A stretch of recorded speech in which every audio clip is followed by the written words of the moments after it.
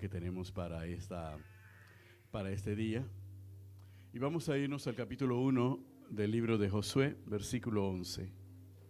Amén. Capítulo 1 del libro de Josué, versículo 11. ¿Verdad, Daniela? Amén. Y vamos a estar leyendo ese único versículo. Dice la palabra del Señor de la siguiente manera.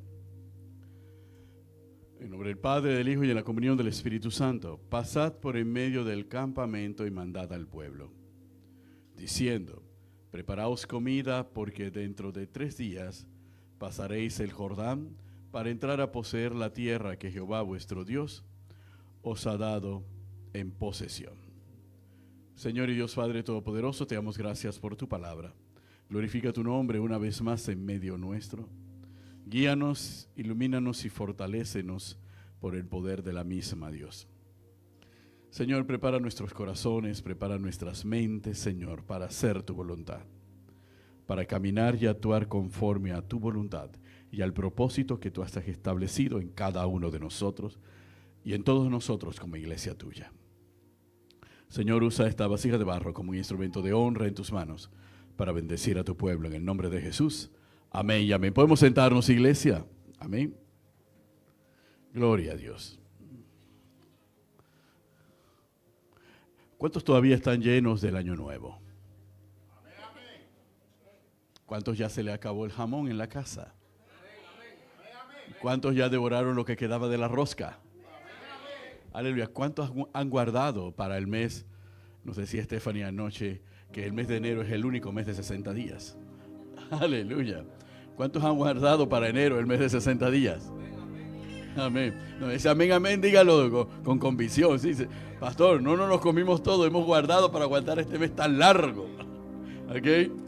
Bendito el nombre del Señor. Bien, lo que vamos a ver en esta mañana es un poco las instrucciones del Señor dadas a Josué y a todo el pueblo de Israel con respecto a la entrada en la tierra prometida. Hablamos de un tiempo de preparación, lo veíamos en el mes del año pasado, el mes de diciembre del año pasado, hablamos de ese tiempo de preparación. Pero ya cuando estamos en un año nuevo, hablamos entonces de un tiempo nuevo. Un tiempo donde ya pasamos simplemente de la reflexión, del estudio, directamente a la acción. Amén. Y eso es importante porque la diferencia entre el pueblo de Dios con cualquier otro pueblo es que nosotros no nos podemos quedar sentados solamente escuchando la palabra del Señor. Nosotros estamos llamados a actuar conforme a la palabra que hemos escuchado. ¿Cuántos dicen amén? Aleluya, gloria a Dios. Solo Daniela está emocionada, bendito el nombre del Señor. Aleluya.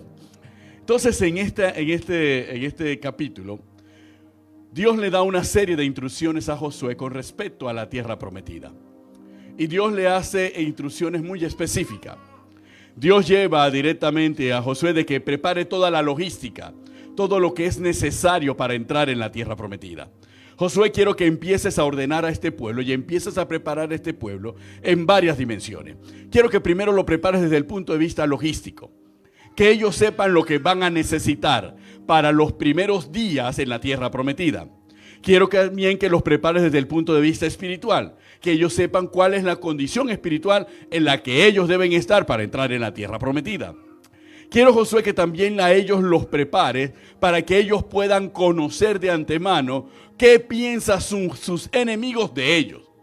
Porque, Josué, hay un problema de identidad que tú vas a encontrar con este pueblo. Este pueblo puede quedarse atemorizado porque, Josué, ya dieron ya mostraron hace 40 años que ellos se pueden amilanar por cualquier cosa. Entonces es mejor que ellos sepan lo que los pueblos que están en la tierra que yo les he entregado piensan de ellos, para que ellos se afirmen en cuanto a su identidad y en quién es su Dios. ¿Cuántos dicen amén? Todo eso es necesario por muchas razones. Es necesario porque lo que ellos iban a emprender era realmente una lucha de conquista bastante difícil, porque iban a enfrentarse a pueblos que no solamente eran caracterizados por su fiereza, por su dureza y por su experiencia militar, sino que eran pueblos que habían experimentado lo que era enfrentarse a los grandes imperios de la época y habían perseverado. Porque los pueblos de la tierra de Canaán se habían enfrentado al imperio egipcio. También se habían enfrentado a los hititas. Así que eran un pueblo labrado y forjado en la lucha y en la batalla, lo que no acontecía con Israel. ¿Cuántos dicen amén? Así que era un pueblo que estaba en su territorio. Y ustedes saben, los que han estudiado logística o de alguna manera han tenido que administrar algo que tenga que ver con logística, que la logística de uno con respecto al otro se caracteriza por la capacidad de llevar suministros necesarios en el tiempo necesario y de manera eficiente. Lo que significa que para un pueblo que está asentado en la tierra, que tiene sus ciudades en esa tierra, que tiene sus graneros en esa tierra, la posición para enfrentar a un pueblo que los va a invadir es mucho mejor. ¿Cuántos dicen amén? Porque ellos tienen todos sus suministros cerca. El pueblo que viene es un pueblo que necesita suministros. Y si no tiene los suministros, y si los suministros se le agotan antes de tiempo, va a caer derrotado por falta de recursos. Entonces eso es algo que nosotros tenemos que tomar en consideración. De hecho, el concepto de la logística sale de la milicia. El concepto de la logística no sale de ninguna otra actividad humana, sale de la actividad militar, porque el éxito de un ejército con respecto a otro tiene que ver con sus capacidades logísticas. No tiene que ver con más nada. No tiene que ver con el valor de los soldados, no tiene que ver con la preparación de los soldados, no tiene que ver con la calidad de las armas, tiene que ver con la capacidad de mantener los suministros necesarios para que ellos puedan mantener el frente y seguir avanzando sin detenerse. Eso fue lo que determinó la victoria en la Segunda Guerra Mundial. De la Unión Soviética frente a la Alemania nazi, los Estados Unidos contra la Alemania nazi y de los Estados Unidos en el Pacífico contra Japón. La capacidad logística de los Estados Unidos y la capacidad logística de la Unión Soviética. Algo que carecía la Alemania nazi y que simplemente perdieron porque ya no tenían más capacidad para enfrentar a dos países que habían asegurado sus líneas logísticas. ¿Ok? Y eso es fundamental que nosotros lo sepamos porque la conquista no es sencilla. Por eso cada uno debe reflexionar qué necesito yo en este tiempo para que mi empresa sea más grande. ¿Qué necesito yo para lograr el ascenso que quiere? ¿Qué necesito yo para poder desarrollar mi negocio como yo quiero? ¿Qué necesito yo para desarrollarme profesionalmente? ¿De dónde van a venir esas líneas logísticas que me van a proveer de lo necesario para que yo en un medio del camino no me detenga y digo, no sé para dónde voy, se me acabó la gasolina, no puedo seguir adelante? Entonces eso es lo primero que yo tengo que reflexionar. Y eso es lo que Dios le dijo a Josué. Josué, prepara a este pueblo y dile a este pueblo claramente que ellos tienen que preparar comida porque dentro de 3 días van a pasar el Jordán. Un momento, estamos hablando del pueblo de Israel que se alimentaba del maná. ¿Cómo que van a preparar comida para dentro de 3 días? Porque es que cuando el pueblo se acercó al Jordán para entrar a la tierra prometida, ya no era el mismo pueblo que había rechazado la tierra prometida por cobardía. Era un pueblo distinto, era una generación diferente. Y al ser una generación diferente, bajo otro liderazgo, bajo ese liderazgo tenía que prepararse para avanzar. De hecho, el libro de Deuteronomio, el 5.º libro del Pentateuco, no es más que un recordatorio de todo lo anterior. Por eso se llama repetición de la ley, que es lo que significa Deuteronomio. Porque Moisés tuvo que escribir nuevamente para una nueva generación las mismas cosas que le había escrito a la generación que pereció en el desierto. ¿Cuántos dicen amén? Para que ellos estuvieran claros lo que necesitaban para poder enfrentar el desafío que tenían por delante. Así que la preparación logística es fundamental. Esa preparación logística usted la puede ver en un momento determinado. ¿Qué necesito yo para poder administrar, para ser un gerente, para lograr esto y para lograr lo otro? ¿Será suficiente mi título de licenciatura? ¿Tendré que estudiar una maestría específica que me dé capacidades y competencias adicionales para poder administrar y que mis jefes me vean como un gerente y no me vean simplemente como un trabajador más, como un profesional más? Entonces, si eso es así, tengo que capacitarme en ese sentido. ¿Cuántos dicen amén? De hecho, ¿cuánto necesito para poder avanzar en la expansión de mi compañía? ¿Cuál es mi mercado? ¿Cuál es mi mercado techo? ¿Cuál es mi mercado objetivo? ¿Cómo tengo los recursos para hacerlo? ¿Cuánto necesito invertir? ¿Tengo los recursos para invertir? ¿Cuántos clientes necesito? ¿De qué calidad de cliente? Entonces tengo que hacer las planificaciones. Tengo que saber si tengo el personal o si no tengo el personal. Y si no lo tengo, ¿cómo lo puedo adquirir inmediatamente para poder responder a las necesidades que van a sobrevenir sobre mí? Todo eso es planificación logística. Todo eso es prepararnos para avanzar, para expandernos y para conquistar. Es lo mismo que en el caso de la familia. ¿Tengo lo necesario para que mi familia conozca a Cristo? ¿Qué necesito para que mi familia conozca a Cristo? ¿Puedo en un momento determinado traerlos a la iglesia? ¿Por cuánto tiempo puedo invertir económicamente en traerlos yo, en pagarles yo para que vengan a la iglesia si ellos tienen dificultades para venir? ¿Qué puedo hacer? ¿Qué le debo proveer? ¿Qué necesito tener conmigo? Cuando terminan los cultos a las 12 del día y ellos están hambrientos porque no han desayunado, ¿tengo yo para llevarlos a comer o voy a traerlos emparedados para darles emparedados para que ellos puedan regresar a su casa? No vaya a ser que por falta de comida ellos digan no puedo ir al culto el domingo porque ustedes se demoran demasiado y el tigre ruge. Todo eso, ¿quiénes son los miembros de mi iglesia? ¿De dónde vienen? ¿Viven cerca de aquí? ¿Viven lejos de aquí? ¿Tienen los recursos para ser transportados? ¿Qué tengo que hacer? Todo eso es pensamiento logístico. Todo eso son cosas que nosotros tenemos que tomar en consideración. Todas esas cosas son sobre las cuales tenemos que tener visión. Por consiguiente, ese pensamiento logístico basado en las promesas nos lleva a nosotros a estructurar un plan y a saber lo que tenemos que hacer. Por eso Dios le dijo al pueblo de Israel, dile al pueblo que preparen comida porque dentro de 3 días van a entrar en la tierra prometida. Van a cruzar ese Jordán. Y aparte de van a cruzar ese Jordán, no solamente les dice eso, les dice a ellos también cómo van a cruzar el Jordán. Miren que la forma en cómo Dios hace que el pueblo cruce el Jordán es totalmente contraria a la forma en cómo nosotros en nuestro buen sentido haríamos e iniciaríamos una empresa. Nadie que va a iniciar una empresa o un objetivo pone lo mejor que tiene y todos sus recursos en esa primera iniciativa. Siempre nos guardamos una reserva para nosotros, ¿verdad? ¿Cuántos dicen amén? Nos gusta el riesgo calculado. No nos gusta el riesgo absoluto de jugárnosla toda. Nosotros no somos jugadores de póker, todo o nada. No. Nosotros no arriesgamos de esa manera. Nosotros siempre vamos paso seguro. Pero cuando Dios manda al pueblo a cruzar el Jordán, pone todo su tesoro delante del pueblo.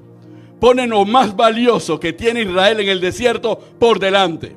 Es decir, lo que va por delante para cualquier pueblo enemigo, lo que trae Israel es toda su riqueza. Eso es lo primero que entra. Lo primero que entra es el arca de la alianza. Lo primero que entran son los utensilios del tabernáculo, que era donde estaba concentrada toda la riqueza de Israel. Eso es lo que va de frente. Cualquier enemigo que vea un pueblo que avanza de esa manera sabe que no tiene ninguna lógica, porque los pueblos de esa tierra reservaban el tesoro de sus dioses lejos del campo de batalla. No lo arriesgaban, era lo más protegido, lo más cuidado. No eran como Israel que lo mandaba por delante, pero es que Israel no veía la riqueza, ni el oro, ni la plata que caminaban delante. Israel veía espiritualmente que quien iba delante era precisamente su Dios. ¿Cuántos dicen amén? El que les daría la batalla. De ahí es donde sale la frase que Dios camina como gigante delante de nosotros. Nosotros los cristianos, cada vez que avanzamos, no avanzamos solo. Dios avanza delante de nosotros para asegurarnos la victoria. Lo más precioso de nuestra vida es quien está delante de nosotros, peleando por nosotros. ¿Cuántos dicen amén? Y eso es fundamental porque eso inmediatamente empieza a trabajar psicológicamente a los pueblos de Canaán. Los pueblos de Canaán estaban siendo trabajados psicológicamente. Si no pone su mayor riqueza y su mayor tesoro por delante, es porque tienen la plena confianza de que ninguno de nosotros se va a atrever a atacarlos. Ninguno de nosotros se va a osar a lanzarlo. Alguna trampa tiene Israel planificada en caso de que ataquemos. Así que los pueblos se fueron disminuyendo psicológicamente, se fueron amilanando. Cuando Josué manda a los 12 espías a la ciudad de Jericó, no los manda para ver la fortaleza de Jericó. Lo manda para verificar el estado de ánimo del ejército y del pueblo de Jericó para comunicarle eso a los israelitas. Los espías no fueron a salvar a Rahab. Los espías no fueron a calcular por qué lado del muro vamos a entrar. Los espías no fueron a medir nada, no fueron a contar nada. Los espías simplemente fueron a verificar cuál era el pensamiento del pueblo de Jericó con respecto a Israel. Y el pensamiento, eso fue lo que le informaron a los israelitas cuando regresaron. el pueblo estaba atemorizado. Rahab le dijo: sabíamos que ustedes venían y estamos atemorizados por lo que el Dios de ustedes hizo con los egipcios y con los pueblos en el desierto. Nosotros estamos atemorizados y hemos determinado quedarnos detrás de nuestros muros y resistir el embate que ustedes harán. Esa era la condición del pueblo de Jericó. Cuando el pueblo de Israel supo cuál era la condición del pueblo de Jericó, cuando tú sabes que vas a pelear cuando un boxeador sabe que va a pelear con otro boxeador, lo primero que trata de hacer es intimidarlo. Ustedes no han visto las presentaciones de las peleas de la UFC o cualquier pelea de boxeo. Se ponen uno frente al otro y tratan de intimidarse. Es más, el más agresivo hasta le tira la mano al otro para tratar de intimidarlo y que en el día de la pelea llegue totalmente disminuido. Eso es lo que hacía Roberto Durán. Roberto Durán o Mike Tyson o Muhammad Ali, cuando estaban en la presentación, en el lanzamiento de la pelea, se le quedaban viendo al rival fijamente. Ali se burlaba. Tyson, que era admirador de Durán, lo miraba directamente a los ojos, como diciéndole: te voy a comer, te voy a partir y te voy a descuartizar en el ring. Y Durán le decía, conforme a Tyson: no te voy a comer a ti, me voy a comer a tus hijos y a toda su familia, y después te voy a comer a ti. Así que cuando esos boxeadores entraban en el ring con Durán y con Tyson, ya ellos llegaban derrotados. Así que Durán y Tyson tiraban los golpes frente a una persona que moralmente y emocionalmente ya estaba vencida. Entonces eso fue lo que ocurrió con el pueblo de Israel. Cuando ellos se dieron cuenta que Jericó estaba atemorizado, ellos sabían perfectamente que esa ciudad iba a caer. No sabían cómo iba a caer, pero ellos sabían que el miedo que había dentro era suficiente elemento para que esa ciudad cayera. ¿Cuántos dicen amén? Aleluya. Ahí es cuando el espía es alguien que tú mandas por delante para verificar la condición, no del lugar, sino de las personas que habitan el lugar. Ayer nos reíamos cuando fuimos a predicar, cuando la pastora fue a predicar a Los Chorritos, y nos reíamos en el auto porque la primera persona que fue hasta Los Chorritos, hasta la iglesia de Los Chorritos, fue Stephanie. Stephanie dijo: yo voy a hacer la exploración, yo voy a explorar la ruta y el lugar, etcétera, etcétera, y voy a llegar directamente a la iglesia. Y ella hizo el trabajo de una espía. Ella exploró el lugar. Por eso cuando nosotros llegamos directamente al lugar, sin equivocarnos del lugar, y sabíamos ya el estado de ánimo de las personas del lugar, que estaban preparadas para recibir el poder del Espíritu Santo. ¿Cuántos dicen amén? Ese era el mismo método de nuestro Señor Jesucristo. Cuando nuestro Señor Jesucristo le dice a los discípulos: los campos están blancos. Y cuando manda a los 70 y cuando manda a los 12, no los manda solamente para que hicieran milagros. No los manda solamente para esto y para lo otro. Los manda para preparar el terreno para que recibieran la palabra de salvación, la buena noticia del evangelio. Cuando libera al gadareno de estar endemoniado, no le dice al gadareno: sígueme, sino regresa a tu tierra y da a conocer las cosas que que Dios ha hecho contigo. Y el gadareno fue por toda Decápolis, las 10 ciudades, y empezó a declarar lo que Cristo había hecho con él. Cuando Cristo regresó, toda esa región había sido peinada por el gadareno y los corazones estaban preparados para recibir la palabra de salvación. Fue lo mismo que ocurrió con la mujer samaritana. El diálogo con la mujer samaritana en el pozo no fue un diálogo aleatorio, fue un diálogo que tenía un propósito. Cuando esa mujer se levantó, esa mujer regresó a su ciudad y empezó a declarar quién era el profeta, que el Mesías había hablado con ella. ¿Y qué hicieron las personas del lugar? Vinieron a él y le declararon: antes creíamos por lo que tú nos decías, pero ahora nosotros creemos porque lo hemos visto y lo hemos escuchado. Siempre se trata de preparación. Por eso el cristiano no es un espía como los espías de la CIA, de la Mossad o la KGB. El cristiano es un espía que va a llevar y va a preparar el terreno. Va a verificar el estado de ánimo y va a preparar el terreno para que la gloria de Dios sea manifiesta y sea desarrollada. ¿Cuántos dicen amén? Aleluya. Así que véase desde ese punto de vista. Si usted siente que usted es un espía y que le gusta vigilar la vida ajena, cambie de su agencia de espionaje. Y métase a la agencia de espionaje del reino. ¿Cuántos dicen amén? Que es una agencia que no solamente redunda en beneficio suyo, sino también de la iglesia y de la obra del Señor. ¿Cuántos dicen amén? No se acerque a la hermanita para conocer la vida de la hermanita y para hablar de la vida de la hermanita. Acérquese a la hermanita para saber si su corazón está preparado para recibir la palabra que la va a liberar, que la va a sanar y que la va a restaurar. ¿Cuántos dicen amén? Bendito el nombre del Señor. Seguimos adelante y con esto recorrimos el capítulo 1 y capítulo 2. Capítulo 5 del libro de Josué. En el capítulo 5 del libro de Josué viene la preparación espiritual del pueblo. Durante el desierto, los 40 años del desierto, ellos no habían celebrado la Pascua. ¿Por qué no habían celebrado la Pascua, pastor? Porque había maná. Eran un pueblo nómada en el desierto. ¿Usted ha visto carretas con trigo moviéndose por allí? No, el trigo se siembra en la tierra. Y el maná no es más que pan sin levadura. Entonces no había pan. Ahora iba a haber pan.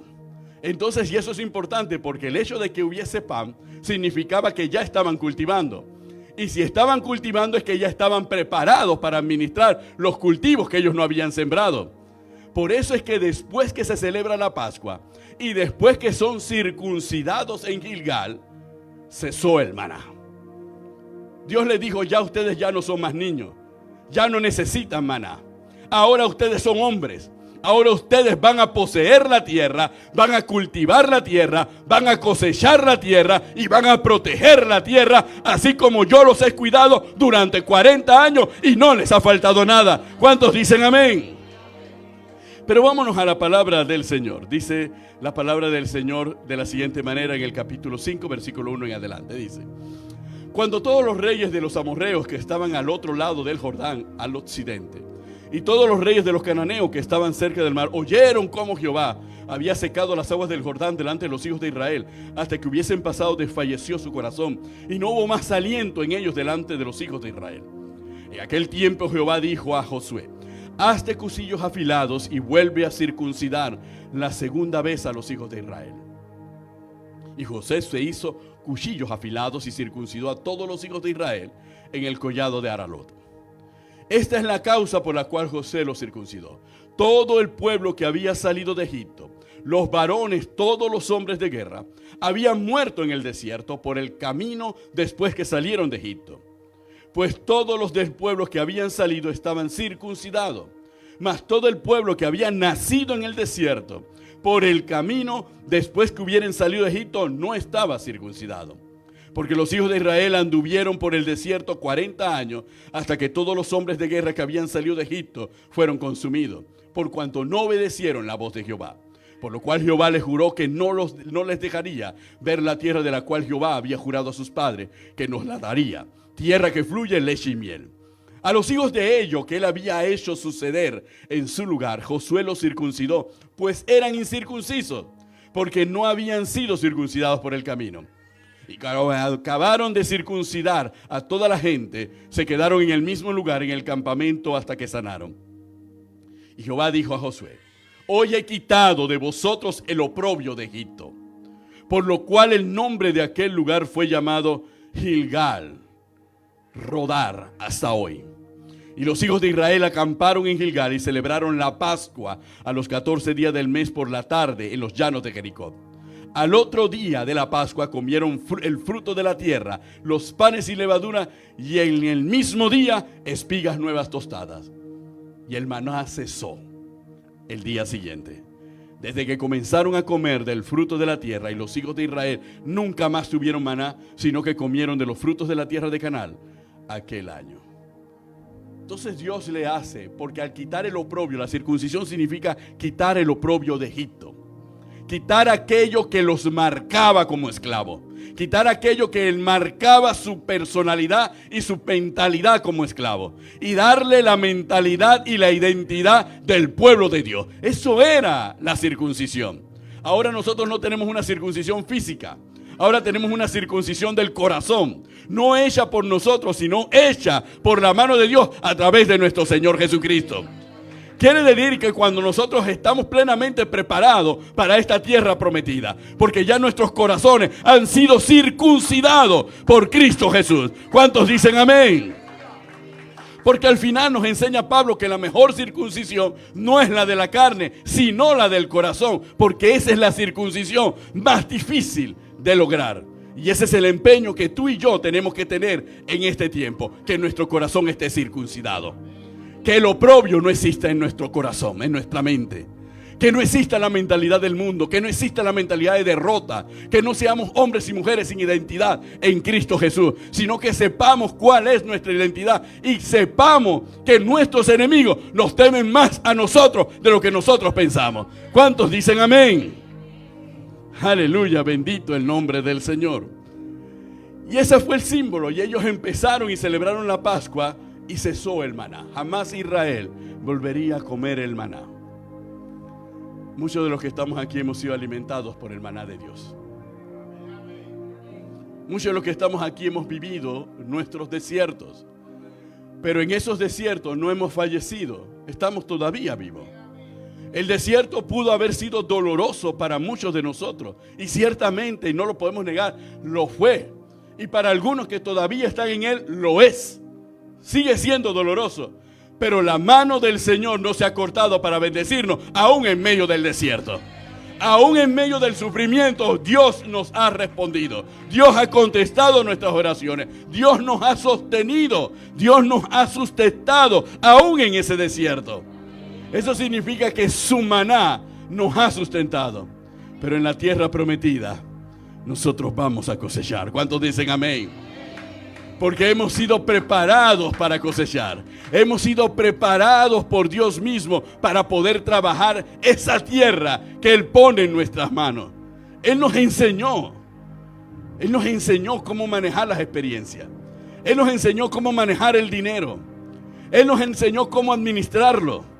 Él nos enseñó cómo administrar nuestro tiempo. Él nos enseñó en el desierto qué es lo prioritario, qué es lo que siempre tenemos que asegurar que esté presente, que siempre Él esté presente en el asunto. Él nos enseñó todo eso. Estamos entonces plenamente preparados para disfrutar de esa tierra prometida. ¿Cuántos dicen amén? Porque ya nuestros corazones no son los mismos. Ya nuestros corazones no son iguales. Ya hemos quitado de nosotros toda inmundicia. Todo aquello que nos hacía ser diferente, todo aquello que nos llevaba a ser egoísta, a ser codicioso, a herir con nuestra boca, a guardar rencor y sentimientos de rencor y de resentimiento hacia otro, lo hemos vencido. Cuando eso ha muerto en nosotros, sabemos que nuestro corazón ha sido circuncidado. Ha sido quitado el prepucio de nuestro corazón, en el cual se acumulaba toda inmundicia y toda contaminación que no solamente nos afectaba a nosotros, sino también afectaba a nuestra descendencia. ¿Cuántos dicen amén? Y ahí yo hago un alto. ¿Saben que la circuncisión es el método precisamente para evitar que se contamine la descendencia o que se afecte la familia? Aún científicamente se ha probado que los hombres circuncidados, cuando se casan, son menos portadores de enfermedades para la esposa. Y al ser menos portadores de enfermedades para la esposa, garantizan que la siguiente generación nazca con menos enfermedades. Porque se obligan a mantenerse más limpio y más pulcro y más sano. Entonces eso es lo que significa espiritualmente también la circuncisión. Cuando nuestro corazón es circuncidado, no solamente garantizamos nuestra vida, garantizamos la vida también en nuestro matrimonio y garantizamos la vida espiritual de nuestra descendencia. ¿Cuántos dicen amén? Bendito el nombre del Señor.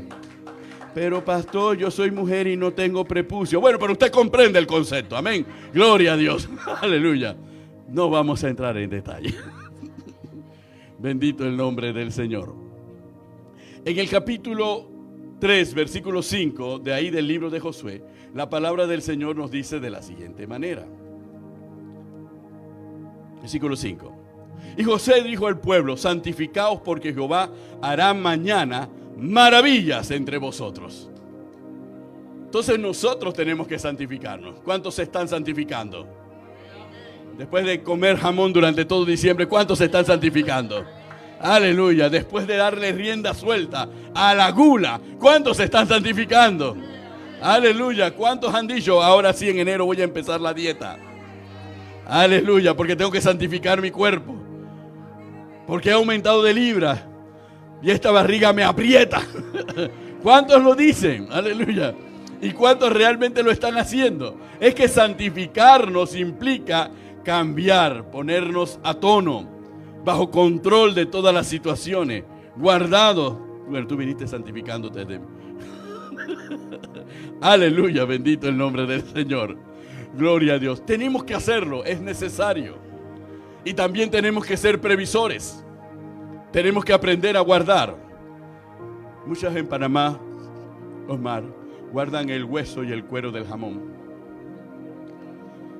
Sí, para hacer porotos. La pregunta es, ¿todos han guardado el hueso y el cuero? No me digan amén. Levanten la mano, que esto no es de amén. Esto es levantar la mano. ¿Todos han guardado el cuero y el hueso? Bueno, mi abuela decía, si el hueso no te sirve para poroto, te sirve para pasopa. Durante ese mes de 60 días. Así que el remedio para adelgazar es precisamente sopa de hueso. Aleluya. Una y otra vez, así. Lo baja y lo quita. Siguiente, vuelve y lo... Aleluya. Bendito el nombre del Señor. Dice, ¿hasta cuándo da sabor ese hueso? Para que usted vea. Aleluya. Bendito el nombre del Señor. Cuando se da el paso al Jordán, cuando el arca atraviesa el Jordán y se da el memorial de las piedras, inmediatamente nos damos cuenta que este pueblo que entró en la tierra prometida era muy diferente al pueblo que se echó hacia atrás. Dios había dicho que esa generación moriría en el desierto, pero Dios había dicho que a Israel le entregaría la tierra prometida. Y eso es lo que muchas veces nosotros como seres humanos y cuando leemos la Biblia pasamos por alto. La tierra prometida fue entregada a Israel, pero no a la generación que salió de Egipto, sino a la generación que nació en el desierto. Pero fue entregado al pueblo de Israel. Y nosotros somos la generación que salió del desierto. ¿Cuántos dicen amén? Esos somos la generación que salió del desierto. Y como somos la generación que salió del desierto, somos la generación que heredará la tierra prometida. ¿Cuántos dicen amén? ¿Por qué? Porque ninguno aquí tiene mentalidad de esclavo espiritual. Porque está consciente de que hemos sido liberados de la esclavitud del pecado. Así que el que antes mujeriaba, ya no mujerea. El que antes miente, ya no miente. Aleluya, misericordia, Señor. El que desviaba la mirada para cosas que no le pertenecían, ya no la voltea. Ahora camina con una visera. Aleluya. Lo declaramos por fe, pastor. Aleluya. Entonces nosotros nos damos cuenta, ya no murmuramos. Ya no hablamos del hermano Palacio, ni el hermano Palacio habla de nosotros. Gloria a Dios, misericordia. Amén, bendito el nombre del Señor. Aleluya. ¿Por qué? Porque dejamos la murmuración. Dejamos todo aquello que nos afecta y que nos contamina, que no nos prepara. Porque nosotros tenemos que ser mejores que los pueblos que estaban en la tierra que Dios nos entregó. Al final, el fondo del mensaje de Dios al pueblo de Israel, desde Abraham hasta que llegaron hasta Josué, fue simplemente: yo voy a raer a estos pueblos por la maldad que hay en sus corazones. En tiempos de Abraham, de Isaac y de Jacob, la maldad de esos pueblos no era tan grande como para que Dios los raera de la faz de la tierra. Pero después de 400 años de cautividad en Egipto, entonces Dios dijo: la maldad de esa tierra ha llegado al colmo. Así que yo he determinado raer de la tierra esos pueblos y dársela a mis hijos. Eso es lo que a veces nosotros no reflexionamos. Cuando Dios le dice que cosecharás donde no sembraste y habitarás en casa que tú no edificaste, es porque los que sembraron allí se comportaron de una manera contraria a mi voluntad. Los que edificaron allí vivieron de una manera contraria a mí. Así que yo he determinado, porque yo soy Dios en los cielos y Dios en la tierra, que todo lo que ellos trabajaron será para ti. ¿Cuántos dicen amén? Y algunos que no son cristianos evangélicos y escuchan esa palabra, dicen: estos cristianos son unos jactanciosos, unos frescos y unos sinvergüenza. Ajá, que yo he trabajado toda mi vida y Dios me va a quitar lo que tengo y se lo va a dar a ellos. Pero eso es lo que ocurrió en la palabra del Señor. Eso fue exactamente lo que pasó. ¿Por qué razón fue lo que pasó? Cuando ustedes lean Deuteronomio capítulo 28, se van a dar cuenta de algo. En Deuteronomio capítulo 28, cuando Dios habla de las maldiciones, le dice claramente a Israel: si tú no oyeres atentamente mi voz, ni pusieses por obra mis mandamientos y mis ordenanzas, que yo te intimo, oiga, que las pongas por obra, esto es lo que te vendrá. Sembrarás y otros cosecharás. Construirás y otros habitarán. Es tan serio lo que Dios le dice al pueblo de Israel, que todo el trabajo de tus manos será para otros. De hecho, cuando uno lee el libro de Jueces, uno se da cuenta que Israel vivió lo mismo que vivieron los pueblos de Canaán. Vean la historia de Gedeón. Sembraban lentejas y tenían que esconder las lentejas porque venían los otros y se las robaban. Es decir, todo lo que ellos trabajaban, venían otros y se lo quitaban. Y eran otros los que la disfrutaban. ¿Por qué? Por causa de la maldad de sus corazones. Es decir, esto no solamente era para Canaán, también era para Israel, hermanos. Y esto no solamente es para los otros, eso también es para nosotros. Aleluya. Si nos guardamos en santidad, tenemos garantía de que la bendición permanecerá. Pero si nos desprendemos y nos apartamos del camino, sí tenemos la garantía y viviremos con la expectativa: en algún momento Dios me va a quitar lo que me dio y se lo va a entregar a otro. ¿Cuántos dicen amén? De hecho, el pensamiento cristiano de los pueblos que colonizaron la mayor parte de este planeta Tierra estaba basado directamente en Deuteronomio capítulo 28 de las maldiciones. Cuando los españoles llegaron a América, por eso arrasaron con la cultura indígena. ¿Por qué? Porque para ellos eran unos idólatras, contrarios a Dios. Así que lo que ellos tenían le pertenecía a ellos, que eran los cristianos. Lo mismo hicieron los ingleses, lo mismo hicieron los franceses y lo mismo hicieron los portugueses. Por eso el mundo entero quedó bajo la colonización de estos pueblos. Lo mismo ocurrió en Asia Central con el imperio cristiano que era Rusia. El mismo concepto. Lo llevaron al extremo.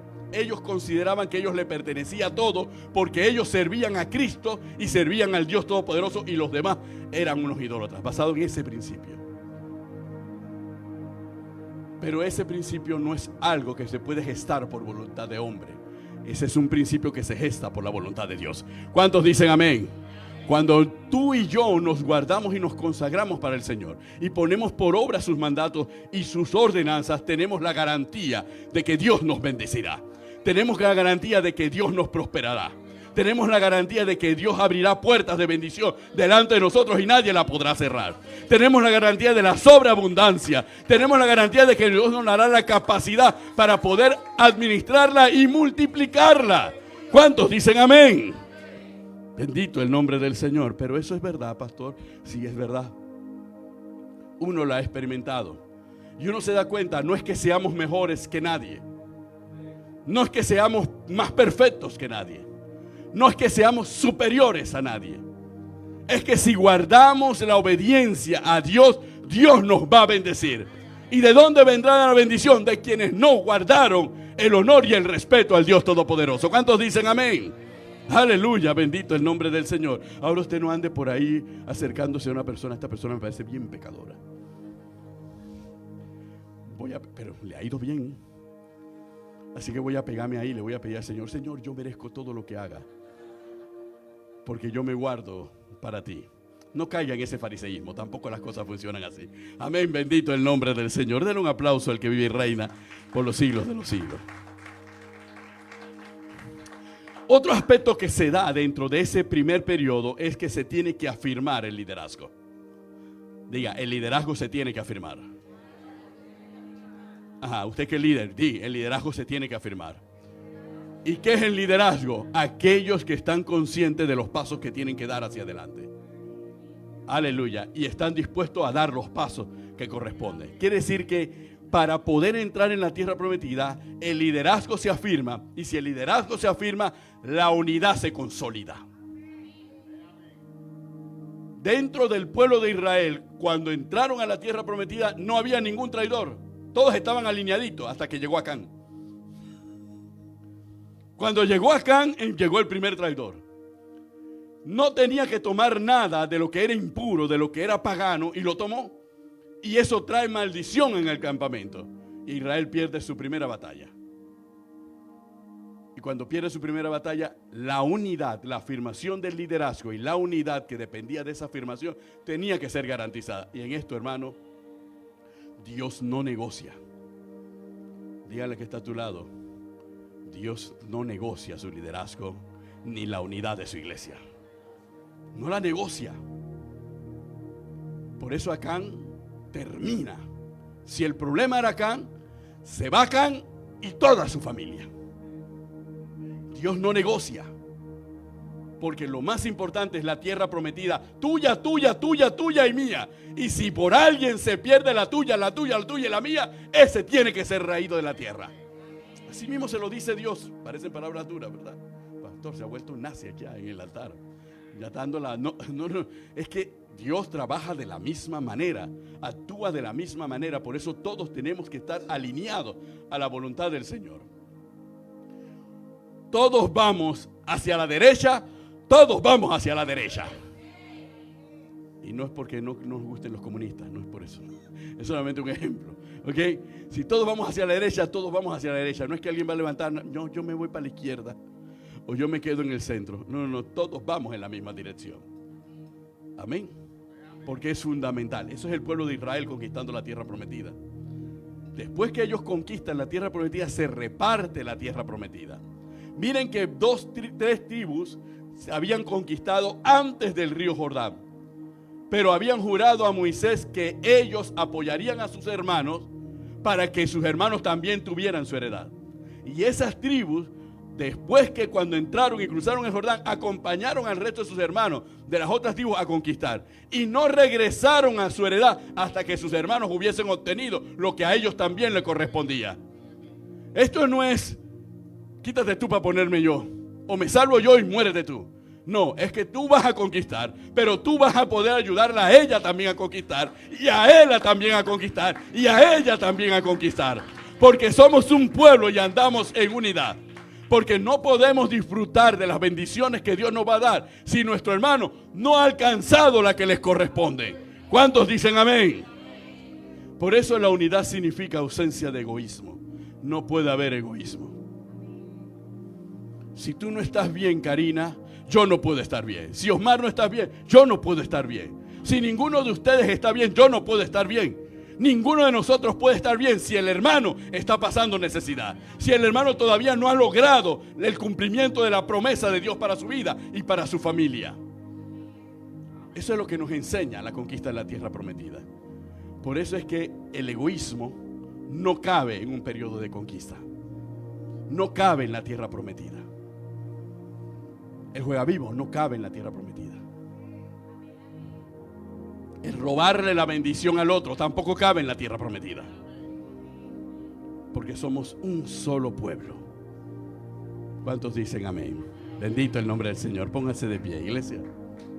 Gloria a Dios.